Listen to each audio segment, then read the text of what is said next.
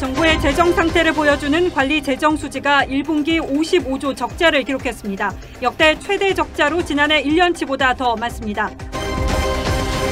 삼성 준법감시위가 경론 끝에 이재용 부회장의 준법가치 실현 의지를 의미 있게 평가한다는 입장을 내놨습니다. 그러면서 노동 3권의 실효성 있는 보장 등 구체적인 실행 방안이 뒷받침돼야 한다고 덧붙였습니다. 177석 거대 여당의 신임 원내대표로 4선 김태년 의원이 당선됐습니다. 김 신임 원내대표의 포부 들어봅니다. 확진 판정을 받은 20대 남성이 지난 연휴 기간 내내 마트와 병원, 약국 등으로 외출을 하는가 하면 하룻밤새 이태원 클럽 5군데를 찾아 접촉자가 최소 수백 명에 이를 것으로 추정됩니다. 조국 전 장관 부인 정경심 교수의 사건을 맡은 재판부가 정 교수의 컴퓨터에서 왜 표창장 직인이 나왔는지에 대해 추가 설명을 요구했습니다. 조 전 장관 딸을 일저자로 올린 단국대 교수의 아들이 자신의 아버지와 조 전 장관 사이에 이른바 스펙포마시가 있었다는 취지의 증언을 내놨습니다. 경찰이 홍보대 행사를 동원해 경쟁사를 비방한 혐의로 남양유업 경영진을 입건해 수사하고 있습니다. 남양유업은 실무자와 홍보대 행사선에서 이뤄진 일이라며 사과했습니다.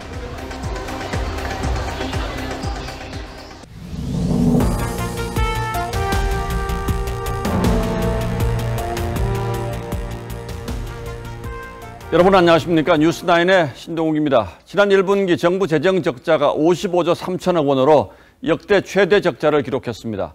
작년 한 해 내내 기록한 적자보다 더 많습니다. 물론 앞으로 갚아야 할 빚도 눈덩이처럼 불어나고 있습니다. 정부가 빚을 지면 결국 국민들이 갚아야 하죠. 올해는 특히 코로나19 사태로 2, 3차 추경 예산까지 예고돼 있어서 재정 수지 적자는 앞으로가 더 문제가 될 것 같습니다. 송병철 기자가 먼저 보도하겠습니다. 올해 1분기 관리 재정 수지는 55조 3천억 원 적자, 1년 전보다 30조 1천억 원 늘었습니다. 1분기 기준으로 역대 최대 적자인데 규모만 놓고 보면 지난해 전체 누적 적자인 54조 4천억 원보다 많습니다. 코로나19로 재정 지출을 크게 늘린 탓입니다. 이제까지의 지원 대책 151조까지 합하면 직접적인 지원은 240.4조 원 정도가 된다는 걸 먼저 말씀을 드립니다. 정부 채무도 눈덩이처럼 불었습니다. 3월 기준 중앙정부 채무는 731조 1천억 원, 1년 전보다 32조 6천억 원 늘어 역대 최대 증가폭을 기록했습니다. 정부 채무가 이처럼 큰 폭으로 늘어난 데는 두 차례에 걸친 추경의 영향이 컸습니다. 1차와 2차 추경에 23조 9천억 원을 쏟아부은 탓에 GDP 대비 국가 채무가 820조 원에 육박했습니다. 다음 달엔 3차 추경안까지 나올 예정이어서 올해 적자폭은 더욱 커질 전망입니다. 코로나가 지속되거나 경기가 위축될 경우에는 재정정책의 여력이 상당히 줄어든다 이렇게 볼 수 있죠. 코로나19로 인한 실물경제 추가 위축도 예상되는 상황인데 정부의 재정 건전성은 갈수록 나빠지고 있습니다. TV조선 송병철입니다. 그러나 경제가 계속 어려워지면서 정부 씀씀이도 계속 커지고 있습니다. 고용보험 사각지대에 있는 영세 자영업자와 특수고용직 노동자 등 93만 명에게 정부가 150만 원씩을 지급하기로 했습니다. 연소득이 7천만 원 이하의 코로나 사태로 소득이나 매출이 많이 감소한 사람이 그 대상입니다. 여기에 또 1조 5천억 원이 들어갑니다. 이어서 황병준 기자입니다. 긴급 고용안정지원금은 고용보험 사각지대에 있다고 모두에게 주는 건 아닙니다. 가구 소득은 중위 150% 이하여야 하고 연소득은 7천만 원이 넘지 않아야 합니다. 소득 구간은 다시 2단계로 나눠 25% 또는 50% 이상 소득과 매출이 감소해야 대상이 됩니다. 무급휴직일수도 코로나19 심각 단계가 발령된 지난 3월부터 월 5일 또는 10일 이상이어야 합니다. 오늘 발표한 내용을 토대로 지원금 신청 시 준비해야 하는 서류 등을 보다 구체화하여 5월 18일 공고할 계획입니다. 지원금은 1인당 150만 원으로 93만 명에게 지급됩니다. 정부는 시급성을 고려해 1차로 100만 원을 신청 2주 안에 지급할 계획입니다. 하지만 긴급 고용안정지원금이라는 이름이 무색하게 신청은 전용 홈페이지가 구축된 뒤인 다음 달부터나 가능합니다. 공과금도 내야 되고 세금도 내야 되고 가게세도 일단 내야 되고. 2차로 1인당 50만 원씩 지원할 예산은 아직 확보하지도 못했습니다. 고용부는 3차 추경안이 편성되는 6월 말에서 7월 초 이후에나 지급될 것이라고 밝혔습니다. TV조선 황병준입니다. 문재인 대통령 부부가 긴급 재난지원금 전액을 기부하기로 했습니다. 2인 가구라서 60만 원을 받게 되는데 신청을 하지 않는 방식으로 기부한다고 청와대가 설명했습니다. 대통령이 앞장서는 것은 좋지만 이렇게 하면 관제 기부가 되지 않겠느냐는 질문에는 관제 기부라는 말은 국민을 모독하는 것이라고 했습니다. 고서정 기자가 보도합니다. 기부금을 고용유지와 실직자 지원에 쓰겠다며 긴급 재난지원금 기부에 참여해달라고 호소했던 문재인 대통령. 기부는 선의의 자발적 선택입니다. 강요할 수도 없고 강요해서도 안 될 일입니다. 기부에서 느끼는 보람과 자긍심이 보상입니다. 2인 가구에게 주는 긴급 재난지원금 60만 원을 부부가 전액 기부하기로 했습니다. 재난지원금을 신청하지 않는 방식입니다. 상황에 따라서는 추가로 기부할 수 있다고 청와대는 설명했습니다. 관제 기부 아니냐는 기자들의 질문에는 국민을 모욕하는 것이라고 했습니다. 청와대 핵심 관계자는 관제 기부, 관제 금모으기 운동 운운하면서 재를 뿌리지 말아달라면서 기부할 수도 있고 소비할 수도 있다고 했습니다. 청와대 실장 3명을 비롯한 간부들의 기부 여부에 대해서는 집단적으로 분위기를 만들기 위해 하는 건 아니라고 선을 그었습니다. 정부는 오는 11일부터 재난지원금의 자발적 기부 신청을 받을 예정입니다. TV조선 고서정입니다.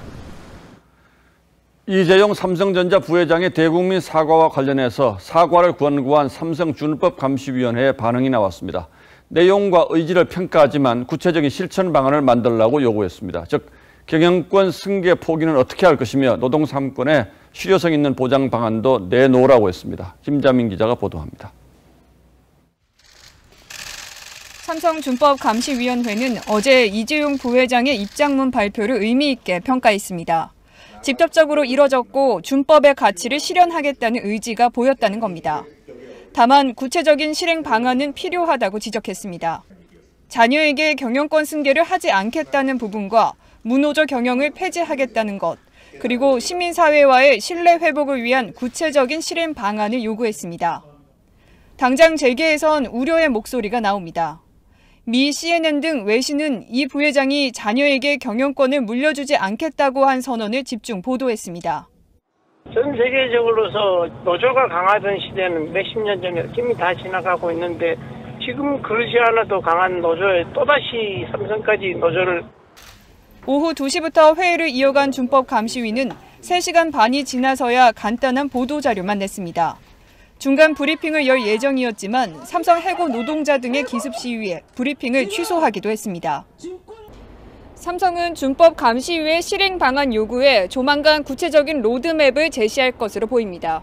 TV조선 김자민입니다. 지난 사흘 동안 코로나19 지역 감염자가 나오지 않았는데 나흘 만에 다시 감염 사례가 나타났습니다. 용인에 사는 20대 남성인데 특히 확진자는 하룻밤새 서울 이태원의 클럽과 주점 5곳을 돌아다녔고 친구들과 강원도 여행도 다녀왔습니다. 여행을 다녀온 친구 가운데 1명도 감염이 확인됐습니다. 성민혁 기자가 취재했습니다. 이달 초 징검다리 연휴에 맞춰 영업을 재개한 서울 이태원 클럽입니다. 29살 A씨는 지난 2일 새벽 이곳에서 3시간가량 머물렀습니다. 클럽을 다녀온 날 설사 등 의심 증상이 시작됐고 나흘 뒤 코로나19 확진 판정을 받았습니다. 본인 말로는 클럽 다녀오시고 그날 저녁 2일부터 발열이 됐다고 하셨어요. A씨는 이곳 클럽에 머물면서 걸어서 1분 거리의 또 다른 클럽과 바에도 드나들었습니다. 이동 중 마스크를 썼던 것으로 확인됐지만 이태원에 머문 5시간 동안 클럽과 주점 5곳을 드나든 것으로 파악됐습니다. 한 클럽은 최대 수용 인원이 500명 정도로 알려졌습니다. 클럽을 가서 거기서 이제 주로 술을 먹고 거기서 놀면서 다른 데는 잠시 누구 찾으려고 왔다 갔다 했다. 지난달 30일부터 1박 2일 일정으로 친구 4명과 강원도 여행도 다녀왔는데 함께 여행을 갔던 31살 남성도 확진 판정을 받았습니다. 보건당국은 A씨의 밀접 접촉자가 57명에 이르는 만큼 추가 2차 감염 가능성을 우려하고 있습니다. 약 한 57명 정도 되는 접촉자의 숫자를 갖고는 있습니다만 당연히 더 늘어날 가능성이 매우 높다라는. A씨의 직장 동료 43명도 모두 자가 격리됐습니다. TV조선 성민혁입니다. 부산에서는 자가격리 중이던 40대 남성이 무단으로 격리 장소를 벗어나서 절도 행각을 벌이다가 붙잡히는 일이 있었습니다. 그런데도 자가격리 조치 때문에 다시 귀가 조치됐고 그리고 또 무단 이탈했습니다. 이민재 기자가 취재했습니다. 40살 A씨는 어제 아침 9시쯤 부산의 한 유흥업소에서 50만 원을 신용카드로 결제했습니다. 다른 유흥업소에서 훔친 신용카드였습니다. 와가지고 휴대폰에서 이제 카드만 내가 갚은 거죠. 경찰은 A씨를 현행범으로 체포했습니다. 조사 결과 A씨는 자가격리지에서 무단 이탈한 것으로 드러났습니다. A씨는 체포 당시 마스크를 착용하지 않았습니다. A씨는 지난달 29일 멕시코에서 귀국한 뒤부터 자가격리를 하고 있었습니다. A씨는 재검사에서도 음성 판정을 받았습니다. 방역당국은 어제 오후 5시쯤 A씨를 다시 집으로 돌려보냈습니다. 하지만 A씨는 귀가 2시간 반 만에 또 무단 이탈했습니다. A씨는 휴대전화 2대를 사용해 자가격리 앱도 소용없었습니다. 휴대폰을 2개 쓰고 있었으니까 놔두고 돌아다녔나 봐요. 경찰이 곧바로 수색에 나섰고 A씨는 4시간 반 만에 부산의 한 숙박업소 근처에서 다시 붙잡혔습니다. 방역당국은 A씨를 별도의 자가격리 시설에 격리 조치하고 감염병 관련법 위반 혐의로 경찰에 고발했습니다. TV조선 이민재입니다. 아직은 그 숫자가 미미합니다만 이렇게 산발적으로 지역 감염자가 다시 나타나면서 방역당국이 바짝 긴장하고 있습니다. 지금부터는 정말로 감염 경로를 알기 힘든 이른바 깜깜이 감염이 될 가능성이 높아서 아차하는 순간 공든탑이 무너질 우려도 있습니다. 오늘의 포커스는 코로나19의 은밀한 전파 가능성에 맞춰보겠습니다. 지난달 30일부터 이어졌던 최장 6일간의 황금 연휴. 사회적 거리두기에 지친 시민들이 공항과 놀이동산, 한강 시민공원 등으로 나왔습니다. 연휴 직후 확진 판정을 받은 용인의 회사원도 이 기간 동안 외출을 했습니다. 지난 3일부터 사흘간 나오지 않던 지역사회 확진자가 다시 발생한 겁니다. 오늘 지역사회 감염 사례가 1명 발생하는 등 여전히 감염 경로를 알 수 없는 사례가 산발적으로 발생하고 있으므로 문제는 이들 중 감염 경로가 드러나지 않는 깜깜이 환자입니다. 사흘 전 기준으로 지난 2주 동안 감염 경로가 파악되지 않은 확진자는 모두 8명. 깜깜이 환자가 무서운 건 코로나의 무증상 전파 특성 때문이지요. 잠복기 중에 전파가 가능하기 때문에 산발적 발생은 사실상 피할 수 없을 수 있습니다. 증상이 없으면 감염자 스스로 병원이나 방역당국에 신고할 수 없고 또 강한 전파력으로 N차 확진자까지 발생시킵니다. 실제로 경북 예천에서는 40대 여성이 확진된 뒤 가족과 친구, 직장 동료까지 40여 명이 연쇄 감염됐습니다. 최근 생활 방역으로 전환되며 사회적 거리두기도 조금은 느슨해진 상황.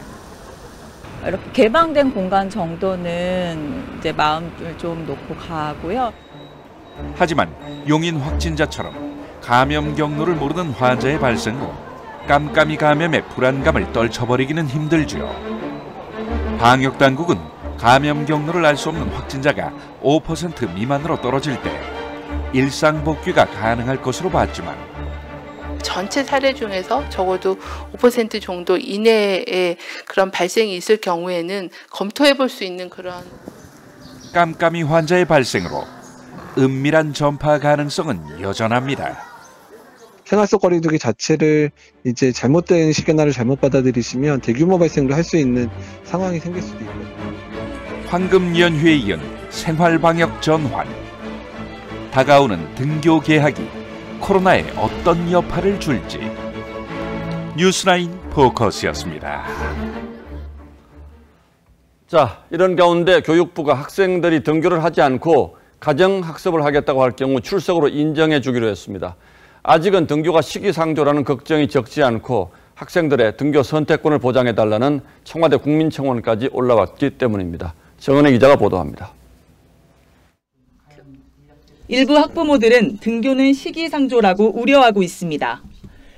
완전히 코로나가 종식되지 않았기 때문에 다시 재확진됐을 때 아이들을 어떻게 하냐가 제일 우려되고요.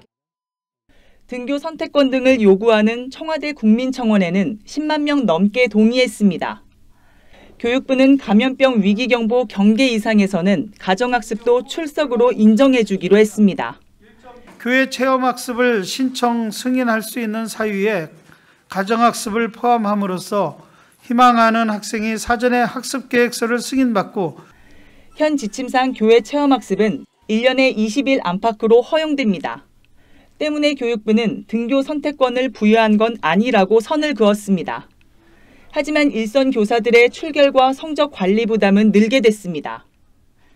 다른 학생과의 또 형평성 문제가 있기 때문에 성적을 산출하는 데 있어서도 굉장히 문제점이 많을 거다. 교육부는 확진자나 의심 증상자 등의 등교 중지 기간도 출석으로 인정하고 등교 일주일 전부턴 자가 진단을 하도록 했습니다. 하지만 혼자만 격리될 수 있다는 불안감에 거짓으로 답할 수 있다는 우려도 나옵니다. TV조선 정은혜입니다. 예, 일단 학교문은 열었습니다만 교육부도 그리고 학교 측도 고민이 많은 것 같습니다. 특히 앞으로 본격적인 더위가 시작되면 에어컨을 사용할 수밖에 없는데 이게 또 위험하다는 얘기가 있어서 정말 그런지 그리고 교육부의 고민은 뭔지 따져보도록 하겠습니다. 자, 윤슬기 기자. 네. 에어컨 사용이 왜 위험하다는 거죠? 네. 에어컨을 틀면 이 코로나 바이러스가 에어컨 바람을 타고 확산될 수 있다는 겁니다. 그래서 교육부는 지난 3월 교실에서 에어컨 사용 금지 지침을 내렸죠. 하지만 반대로 에어컨을 안 틀게 되면 이 더위에 학생들이 마스크를 벗을 수 있기 때문에 이 또한 감염 위험을 높이게 됩니다. 그래서 에어컨 딜레마란 말도 지금 나오고 있죠. 예, 정말 딜레마겠네요. 그럼 어떻게 합니까? 교육부에 뭐 새로운 지침이 나왔습니까? 네, 결론적으로 에어컨 사용을 허용했습니다. 2달 만에 지침을 바꾸는 거죠. 그런데 단서가 있습니다. 창문의 3분의 1 이상을 반드시 열어두라고 한 겁니다. 에어컨을 사용은 하되 환기가 되도록 하라는 일종의 절충안인 셈인데요. 여기에도 딜레마가 발생합니다. 전문가 얘기 들어보실까요? 시원해야 마스크를 잘 착용할 수 있고 마스크를 잘 착용해야 안전하고 3분의 1을 연다. 이거 뭐 에어컨 틀으나 마나지. 우리 뭐 한참 더울 때 30도 이렇게 올라갈 텐데. 예, 뭐 당연한 얘기죠. 더운 것도 문제겠습니다만 더 본질적으로 창문을 좀 열어두면 에어컨 사용으로 인한 코로나 감염 위험을 막을 수가 있습니까? 네, 그런데 이 환기가 에어컨 바람을 통한 감염 위험을 얼마나 상쇄할지 과학적으로는 미지수입니다. 최근 미국에서 나온 논문인데요. 중국의 한 식당에 확진자가 앉은 테이블 주변 사람들이 모두 집단 감염이 됐습니다. 그런데 마침 에어컨 바람 방향에 앉아있던 사람들이었습니다. 물론 자주 환기를 지키면 안 하는 것보다는 낫겠지만 환기만으로는 이 에어컨 위험을 완전히 차단하기는 어렵다고 봐야 할 것 같습니다. 자, 그렇다면 결국 또 이제 마스크 얘기로 돌아갈 수밖에 없는데 네. 특히 어린 학생들이 하루 종일 마스크 이거 끼고 있으면 호흡에는 문제가 없을까요? 사실 가장 우려되는 것이 체육 시간인데요. 최근 중국에서 중학생 2명이 체육 수업 중 마스크를 쓴 채 달리기를 하다 호흡 곤란으로 숨진 사건이 잇따랐습니다. 정확한 사인은 아직도 논란이지만 이후 저장성과 이 상하이 등 일부 지역들은 고교 입시에서 체육 과목을 취소를 했습니다. 교육부는 오늘 학교 내 상시 마스크 착용이 원칙이라면서 체육 수업 자제를 언급했습니다. 예, 우리가 처음 가는 길이어서 교육부도 사실은 좀 이랬다 저랬다 하는 고충을 이해는 합니다만 또 이런 지침이 나온다고 하더라도 현장에서 얼마나 잘 지켜질지 그것도 또 문제겠죠. 네, 맞습니다. 예, 윤슬기 기자 잘 들었습니다. 네.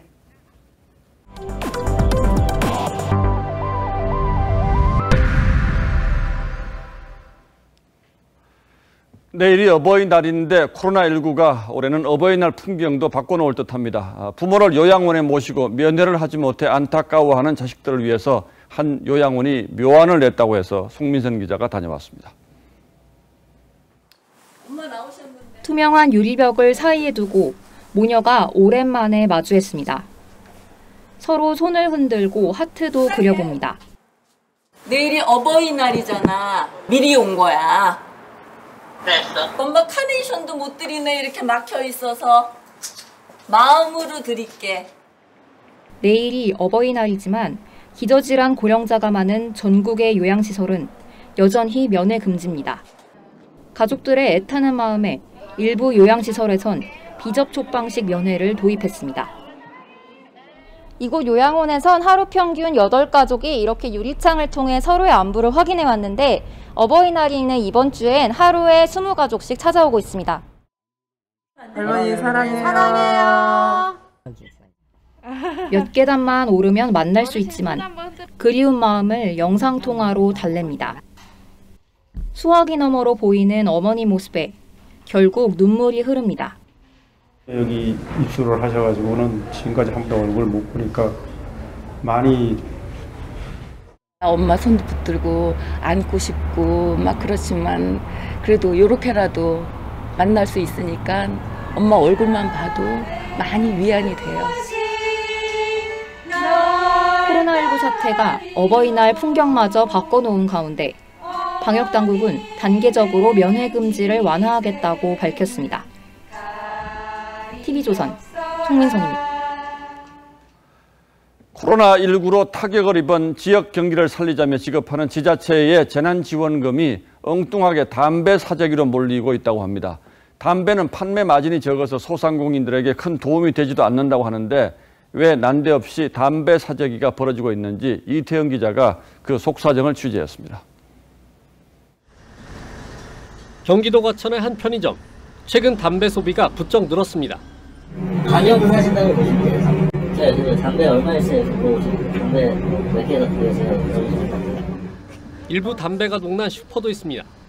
요새서 그런 것이 있어서 그 상품권을 지금 산다고 15%만 우리 집에 주문이 들어왔어요.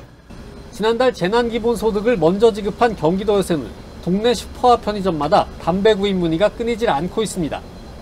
재난지원금은 대형마트와 백화점, 온라인 쇼핑몰 등에서 사용할 수 없고 동네 슈퍼나 편의점의 제품 가격이 상대적으로 비싼 탓에 일부 시민들이 담배 대량 구입에 나선 것으로 보입니다. 담배는 어디서든 가격이 같고 장기 보관도 가능하기 때문입니다. 실제로 지역 상품권 할인 판매를 시작한 지난 3월 전국 담배 판매량은 2월보다 약 18%, 작년 3월보다 12% 이상 늘었습니다. 담배라고 하는 어떤 재화를 구매해가지고 현금화시키는 그런 이제 소비자들이 전략을 취함으로써 지역 상인들한테 전혀 도움이 되지 않고 있는. 전문가들은 담배는 마진율이 10%도 안 된다며 소상공인에게 혜택이 돌아갈 수 있도록 품목 제한 등의 조치가 필요하다고 지적했습니다. TV조선 이태용입니다. 지난 1992년 일본군 성노예제 문제 해결을 촉구하며 20여 년 동안 매주 수요일마다 국내외의 위안부 피해를 증언해온 대표적 운동가죠. 이용수 할머니가 수요 집회 불참을 선언했습니다.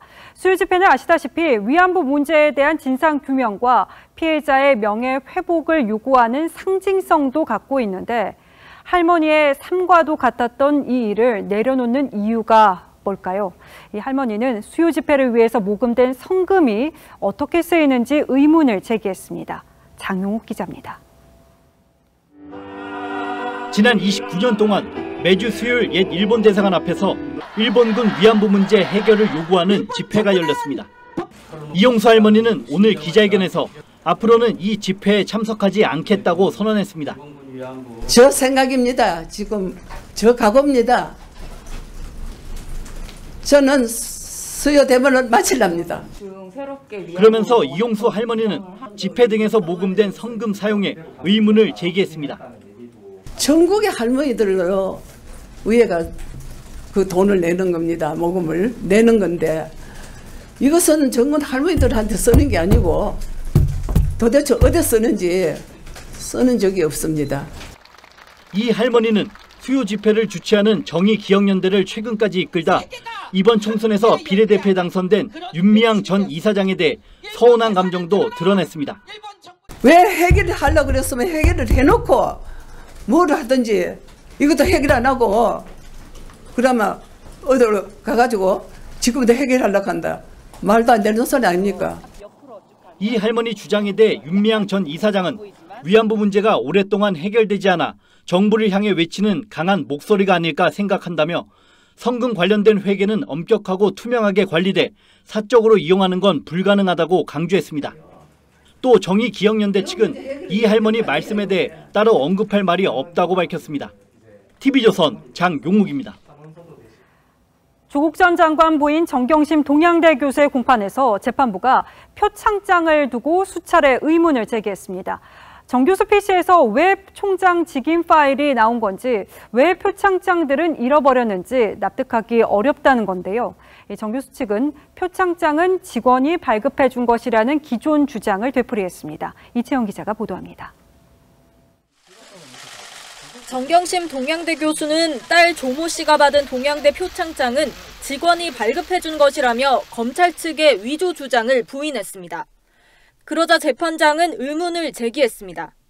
동양대 총장 직인이 정 교수의 컴퓨터에서 나온 이유에 대해서는 해명이 없다며 다른 직원이 정 교수의 컴퓨터를 몰래 썼다는 거냐고 되물었습니다. 이에 대해 정 교수 변호인은 설명하지 못했고 표창장을 발급한 직원의 이름을 묻는 재판장의 질문에도 확인해봐야 한다고 했습니다. 조 전 장관 아들이 받았다던 표창장도 현재 없다는 변호인 측의 설명에 대해 재판장은 또 잃어버린 것이냐고 되물었습니다. 정 교수 측은 재판 후 기자들에게 위조하지 않았다고 강조했습니다. 중간 결제까지는 했던 것 같은데 그 다음에 어떤 절차를 거쳐서 상장을 받았는지까지는 정확히 기억은 안 나는데 정 교수는 재판장에 온 지지자 일부와 머리 위에 하트를 손으로 그리면서 인사를 주고받기도 했습니다. 오는 11일 자정 만료되는 정 교수의 구속기간 연장 여부는 내일 결정됩니다. TV조선 이채연입니다. 오늘 재판에선 조 전 장관과 당국대 교수가 자녀들의 스펙 품앗이를 했다는 증언도 나왔습니다. 조 전 장관의 딸을 논문 제1저자에 올려준 당국대 교수의 아들이 한 말인데 이 허위 인턴에 대해서는 양심의 가책을 느낀다고 말하기도 했습니다. 조 전 장관의 기존 주장과 배치되는 증언도 이어졌는데 정 교수 측은 증인의 기억이 재구성됐다고 했습니다. 최민식 기자가 취재했습니다. 증인으로 나온 장모 씨는 조국 전 장관 딸의 친구입니다. 장 씨는 아버지인 장모 교수와 조국 전 장관 사이에 스펙 품앗이가 있었다고 인정했습니다. 아버지가 조 전 장관 딸의 스펙을 만드는 데 도움을 줘서 조 전 장관 도움을 받은 게 사실이라면서 양심의 가책을 느낀다고 했습니다. 그러면서 서울대 공익인권법센터 인턴 활동은 없었다는 검찰 조서가 맞다고 했습니다. 또 딱 한 번 열린 세미나에서도 조 전 장관의 딸은 보지 못했고 조 씨가 인턴을 했다는 것은 거짓말이란 검찰 진술을 확인했습니다. 이는 딸의 허위 인턴 의혹을 전면 부인했던 조 전 장관의 입장과 배치됩니다.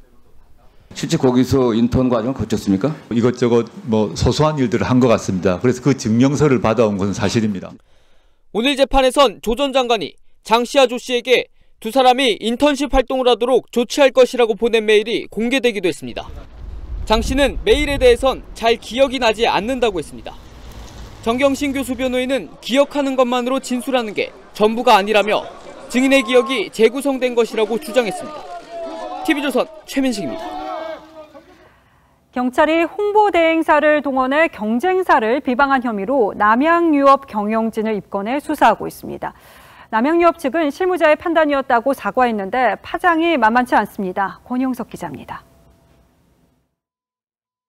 회원수 200만 명이 넘는 인터넷 카페입니다. 지난해 5월과 6월 특정 우유회사를 거론하며 원유 목장이 원자력 발전소와 가까이 있다는 글이 잇따라 올라왔습니다. 두 글 모두 같은 아이디로 작성됐습니다. 이 글을 전후해 해당 우유 제품에서 쇠맛이 난다는 등 비방글이 이어졌습니다. 해당 업체는 경찰에 수사를 의뢰했습니다.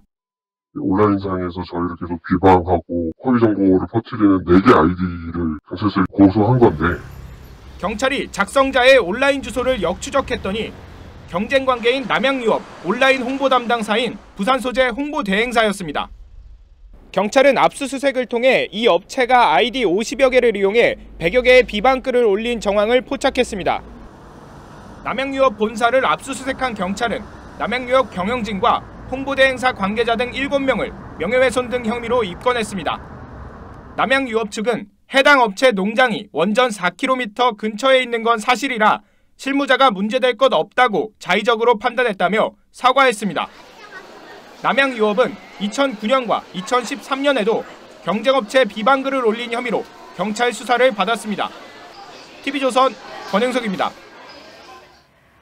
혼자 사는 여성을 쫓아가 집에 침입하려 했던 신림동 강간 미수 사건 기억하실 텐데요. 비슷한 사건이 또 발생했습니다. 가스배관을 타고 샤워하는 여성을 훔쳐본 한 남성이 경찰에 붙잡혔는데 상습범이었습니다. 이 남성이 성범죄 처벌을 피해서 이 범행을 계속 이어갈 수 있었던 이유, 윤재민 기자가 보도합니다. 한 남성이 좁은 골목 안으로 들어갑니다. 가스배관을 밟고 올라서더니 창문 안쪽을 쳐다봅니다.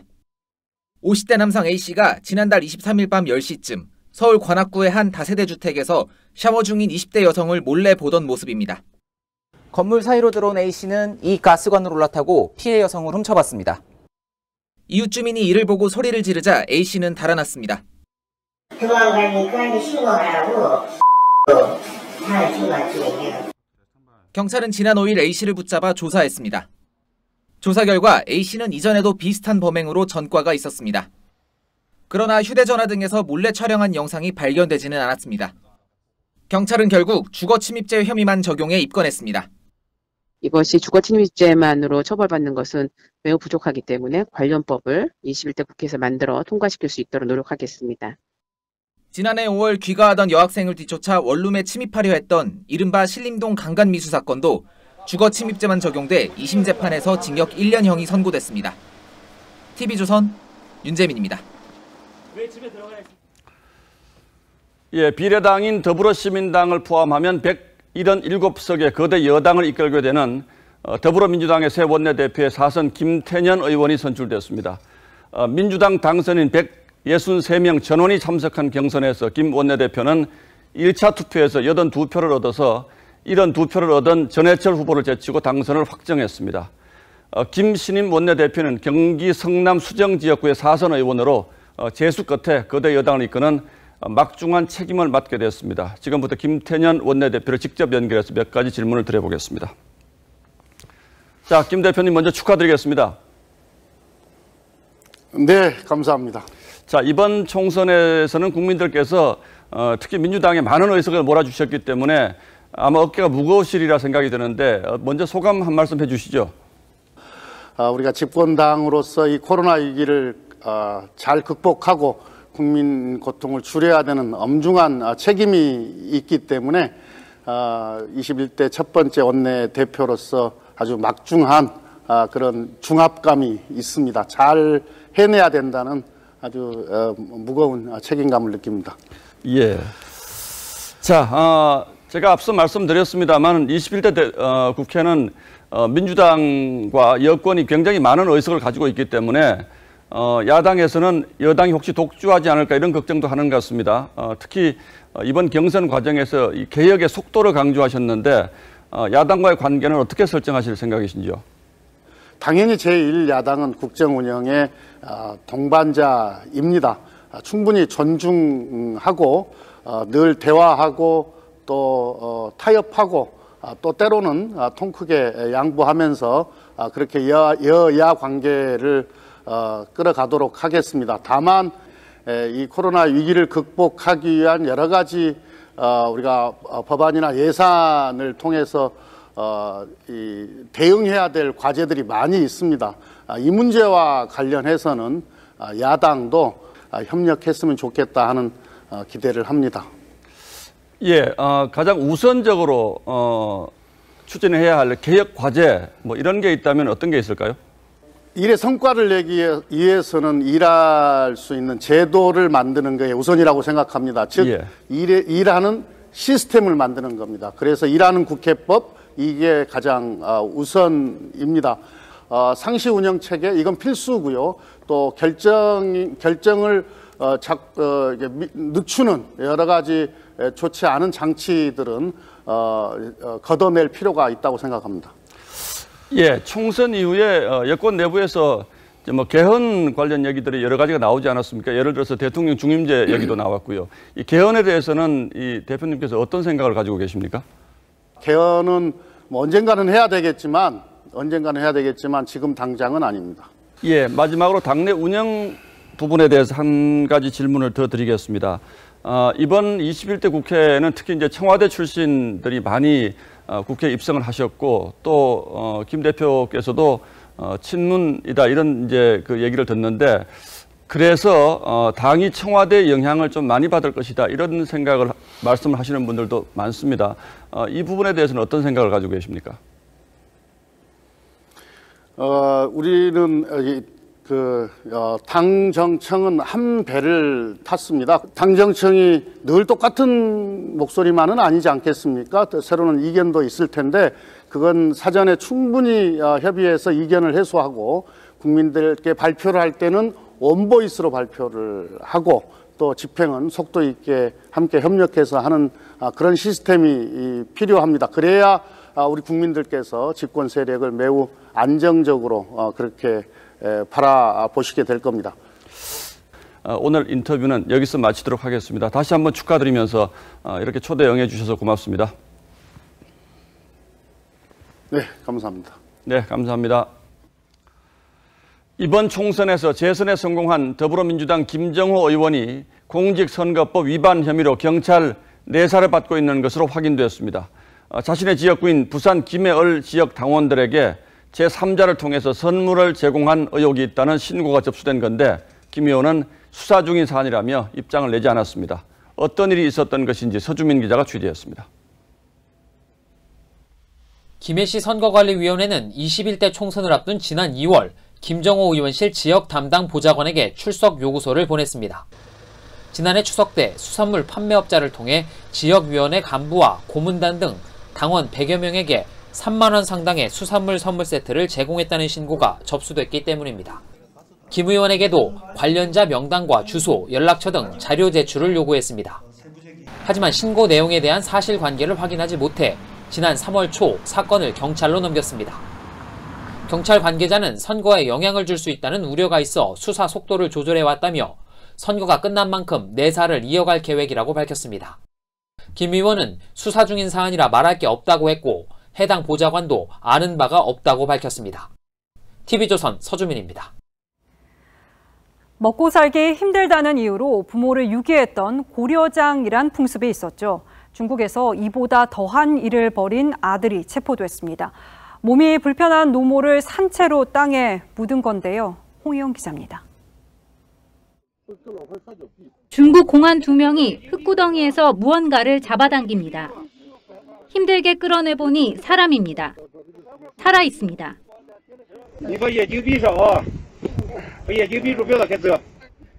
뇌졸중으로 반신불수인 이 79살 할머니는 사흘간 흙 속에 묻혔다 극적으로 구출됐습니다. 할머니를 묻은 건 58살 큰아들 마모 씨였습니다. 아내가 갑자기 사라진 시어머니의 행방을 묻자 마 씨는 친척집에 갔다고 둘러댔는데 수상히 여긴 아내의 신고로 엽기적인 행각이 들통났습니다. 마 씨는 어머니를 버려진 무덤 흙구덩이에 밀어넣고 흙으로 덮었다고 실토했습니다. 사흘간 먹지도 마시지도 못한 채 파묻혔던 할머니는 다행히 생명엔 지장이 없습니다. 공안당국은 살인미수 혐의로 마 씨를 구속하면서 병수발이 힘들어 범행을 저지른 걸로 보인다고 밝혔습니다. 중국 누리꾼들은 짐승만도 못하다 어머니가 얼마나 절망했을까라며 안타까워했습니다. TV조선 홍혜영입니다. 인도에 진출해 있는 LG화학 공장에서 가스 유출 사고가 발생해 주민 9명이 숨졌습니다. 유혜림 기자입니다. 길거리에 사람들이 의식을 잃은 채 쓰러져 있습니다. 이들 가운데는 아이들도 보입니다. 현지 시간 7일 오전 2시 30분쯤 인도 남부 LG 폴리머스 공장에서 유독가스가 유출됐습니다. 폴리스타이렌 제조에 사용되는 스타이렌 가스가 탱크 2곳에서 새나온 걸로 추정됩니다. 반경 3km까지 퍼져 최소 9명이 숨지고 1,000명 이상이 치료를 받고 있습니다. 현지 매체들은 눈과 피부가 따갑고 호흡곤란 증세를 보인다며 사망자 중엔 8살 어린이도 있다고 보도했습니다. 3월 25일부터 시행된 도시봉쇄로 사고 당시 근무하던 인력은 거의 없었던 것으로 알려졌습니다. 경찰은 탱크 내부에서 화학 반응이 생겨 가스가 유출된 걸로 보인다고 설명했습니다. 인도 당국은 주민들을 대피시켰습니다. 모디 인도 총리는 긴급 회의를 열고 모든 이들의 안전을 위해 기도한다고 말했습니다. LG화학은 주민 보호와 원인 조사에 적극 협조하겠다고 밝혔습니다. TV조선 유혜림입니다. 코로나로 인해 위축된 소비 심리가 스마트폰 시장을 바꿔놓고 있습니다. 중저가폰 경쟁이 시작된 건데 30만 원대 저가폰은 물론이고 신제품의 반값 할인까지 등장했습니다. 오현주 기자입니다. 화려한 의상을 입은 패션 모델들이 런웨이를 누빕니다. 한 손에는 스마트폰을 하나씩 들고 있습니다. 코로나 감염 우려로 온라인 패션쇼를 열어 신제품을 알리는 겁니다. LG전자는 20분기째 이어지고 있는 스마트폰 적자를 끊어내기 위해 신제품에 대한 조건부 반값 할인을 내놨습니다. 삼성전자는 아예 몸값을 낮춰 5G는 50만 원대, LTE 모델로는 30만 원대까지 가격을 떨어뜨렸습니다. 애플도 4년 만에 50만 원대 중저가 폰을 출시하며 경쟁에 뛰어들었습니다. 제조업체들이 수익성이 낮은 중저가 폰을 앞다퉈 내놓는 건 고성능 차별화 공략이 힘을 잃었기 때문입니다. 올해 1분기 세계 스마트폰 시장은 지난해보다 13% 줄어든 상황, 판매량이 3억 대 밑으로 떨어진 건 6년 만입니다. 여기에 코로나19로 인해 소비 심리까지 위축돼 중저가 경쟁을 앞당겼습니다. 프리미엄 폼 자체는 오래전부터 성숙화된 시장으로 들어와 있고 여기에 코로나 사태로 수요 부진이 또 겹치다 보니까 안 그래도 포화 상태인 스마트폰 시장에서 코로나19 한파까지 맞은 제조업체들이 가성비에서 돌파구를 찾고 있습니다. TV조선 오현주입니다. 전 세계 축구리그 중 처음으로 K리그가 내일 개막합니다. 17개 나라에 생중계되는데요. 박상준 기자가 전합니다. 짜릿한 역전 우승으로 통산 7번째 우승컵을 들어올렸던 전북. 지난해 FA컵 우승팀 수원. K리그 공식 개막전의 두 팀. 이를 대표하는 최고 스타이자 최초를 향해 가는 두 전설이 시작부터 맞붙습니다. 사상 첫 80골 80도움에 3개의 도움을 남긴 전북 이동국과 7골이 모자란 수원 염기훈이 화끈한 공격 축구를 다짐했습니다. 전북은 올해도 강력한 우승 후보로 꼽힙니다. 지난해 MVP 김보경을 울산에서 데려왔고 올림픽 대표팀의 스트라이커 조규성을 영입해 화력을 더했습니다. 전북의 강력한 대항마는 울산입니다. 유럽 무대를 정리하고 11년 만에 K리그로 복귀한 블루드래곤 이청용이 울산의 중원을 지휘합니다. 미드필드 어느 포지션이든 제가 할 수 있는 최대한의 노력을 하면서 팀에 도움을 주고 싶습니다. 범이손 조현우와 국가대표 출신 윤빛가람, 김기희를 영입해 안정적인 전력을 구축했습니다. 2002 한일 월드컵의 스타 김남일은 성남에서 사령탑 데뷔를 준비 중입니다. 상위 10플리스에 드는 게 그냥 목표고 시즌이 끝나고 이제 결과로 그거는 제가 한번 평가받아야 될 것 같아요. 경기는 당분간 관중 없이 펼쳐집니다. 세계 17개국이 중계할 정도로 2020 시즌 K리그는 전 지구적 관심을 받고 있습니다. 유튜브와 트위터 등 온라인으로도 팬들을 찾아갑니다. TV조선 박상준입니다.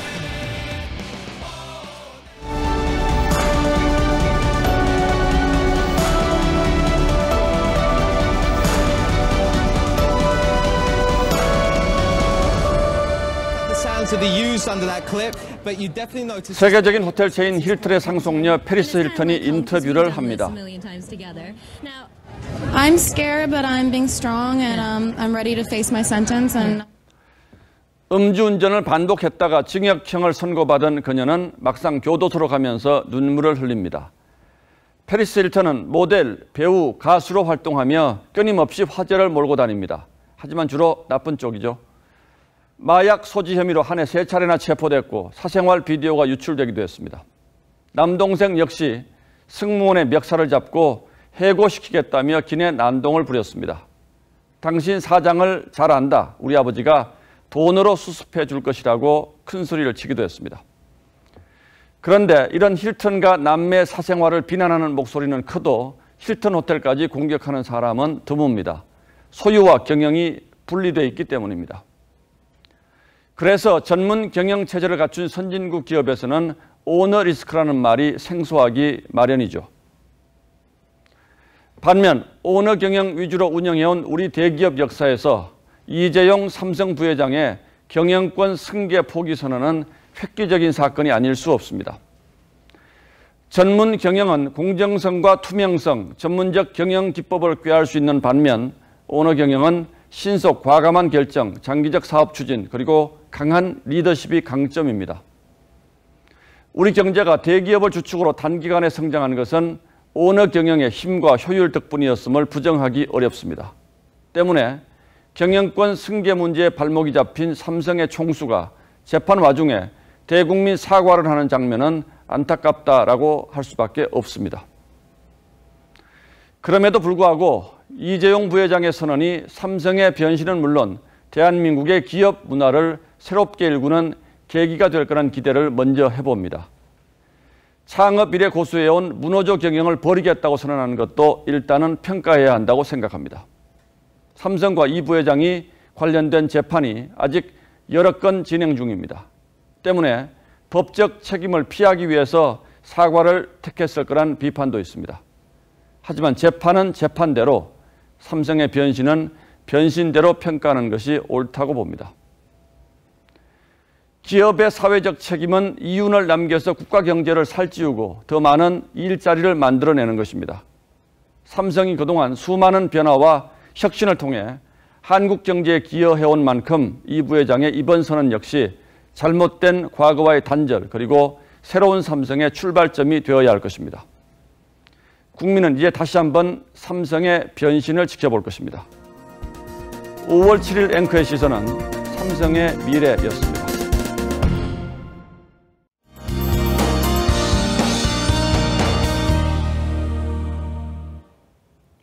그동안 날이 건조한 가운데 화재 사고도 빈번했는데요. 건조한 날씨는 점차 해소될 것으로 보입니다. 비 소식이 있기 때문인데요. 내일 저녁에 서해안부터 비가 시작돼 밤에는 중부와 호남, 제주 지역으로, 토요일에는 전국으로 비가 확대되겠습니다. 일요일까지 이어질 텐데요.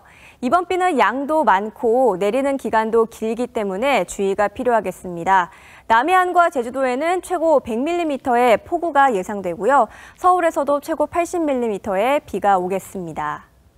내일까지는 다소 덥겠습니다. 서울의 한낮 기온 25도, 청주 26도, 대구는 25도까지 오르겠습니다. 때이른 더위는 비가 내리면서 누그러질 텐데요. 특히 모레 토요일에는 선선하게까지 느껴지겠습니다. 날씨였습니다. 자, 5월 7일 뉴스9는 여기서 모두 마치겠습니다. 시청해주신 여러분 고맙습니다.